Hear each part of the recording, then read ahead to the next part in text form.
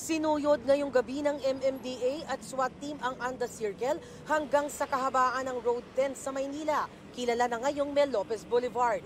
Target ng operasyon ang mga trailer truck na pumaparada sa kalsada na ayon sa MMDA, bukod sa sagabal sa daloy ng trapiko, delikado. Unang nasita ang trailer truck na itong nakaparada bago umakyat ng Delpan Bridge na double whammy naman ang sasakyang ito.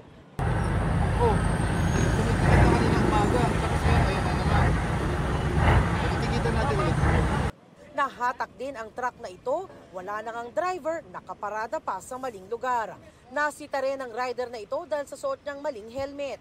Sa impounding area naman ang bagsak ng dalawang pribadong sasakyang ito dahil sa iligal na pagkakaparada. Hindi na nakaangal pa ang mga driver nito nang makitang hinahatak na ng tow truck ang kanilang mga sasakyan. Tumanggi silang magbigay ng pahayag.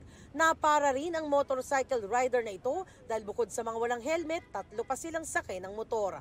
Nagsundo lang po ako dyan sa kanto, sir. Opo, pero siyempre delikado yan. Highway to, dapat mag-helmet kayo sa susunod. Opo. Tapos 3 pa kayo. Ang motor, 2 lang ha. Opo, sir, naiintindihan ko rin naman po yun.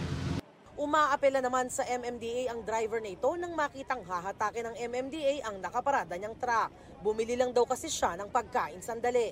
Sa gitna kayo ng kalsada, nakabalandra Makakauwi lang po si driver ko, sir.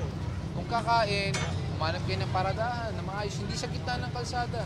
Masyado natin nakasanayan na pwede na lang ibalandra. Palibasa gabi, akala nyo pwede na natin ibalandra kahit saan. Diba? Ako nagtatagal.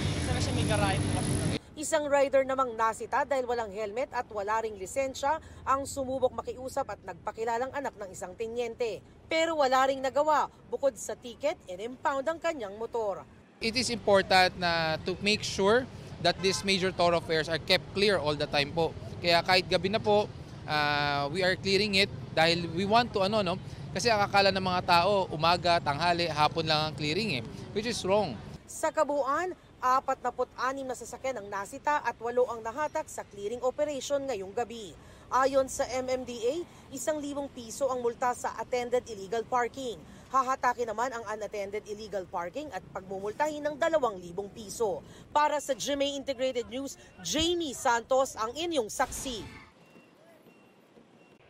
Mga kapuso, sama-sama tayong maging saksi. Mag-subscribe sa GMA Integrated News sa YouTube at para sa mga kapuso abroad, samahan niyo kami sa GMA Pinoy TV at sa www.gmanews.tv.